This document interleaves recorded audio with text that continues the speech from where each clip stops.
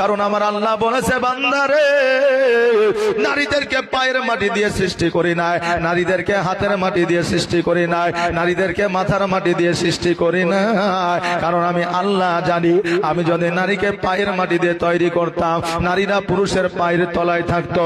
আমি যদি নারীকে হাতের মাটি দিয়ে তৈরি করতাম, নারীরা পুরুষের হাতের মুষ্টের মধ্যে থাকতো। আমি যদি নারীকে পুরুষের মাথার মাটি দিয়ে তৈরি করতাম, নারীরা পুরুষের মাথার উপরে উঠে নাচতো। কিন্তু আমি আল্লাহ পায়ের মাটি দিয়ে তৈরি করি নাই, হাতের মাটি দিয়ে তৈরি করি নাই, মাথার মাটি দিয়ে তৈরি করি নাই। আমি পুরুষের বুকস্থলের বাম পাজরের মাটি দিয়ে নারীকে তৈরি করেছি। এই জন্য নারীর স্থান পায়ের তলে নয়, হাতের মুষ্টিতে নয়, মাথার উপরে নয়। আল্লাহ বলে প্রত্যেকটা স্বামীর কাছে প্রত্যেকটা স্ত্রীর জায়গা হলো বুকস্থলে, হৃদয় মাঝে। জোরে বলেন সুবহানাল্লাহ। নারীরা